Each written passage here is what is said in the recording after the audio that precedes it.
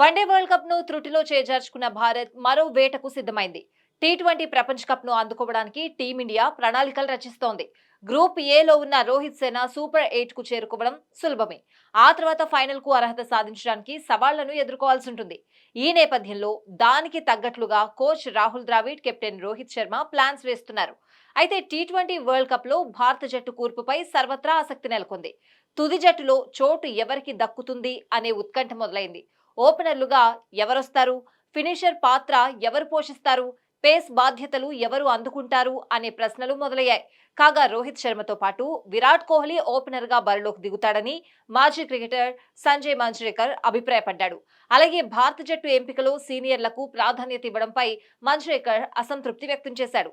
తానైతే సీనియర్లకు బదులుగా కుర్రాళ్లతో జట్టును ఎంపిక చేస్తానని అన్నాడు. కానీ దిగ్గజాలు రోహిత్ శర్మ, విరాట్ కోహ్లీపై సెలెక్టర్లు నమ్మకం ఉంచి ఎంపిక చేశారని అన్నాడు. అలాగే కోహ్లీ మూడో స్థానంలో బ్యాటింగ్ వచ్చే అవకాశాలు లేవని పేర్కొన్నాడు. ఆ స్థానంలో కోహ్లీ దూకుడుగా ఇన్నింగ్స్ కొనసాగించలేడని తెలిపాడు. దీంతో మరో ఆప్షన్ లేకపోవడంతో రోహిత్ తో కలిసి కోహ్లీ ఓపెనింగ్ చేస్తాడని అన్నాడు. బలవంతంగా ఇద్దరు కుడి చేతి వాటం బ్యాటర్లతో బరిలోకి దిగాల్సిన పరిస్థితి టీమిండియాకు ఎదురైందని సంజయ్ మంజ్రేకర్ అన్నాడు.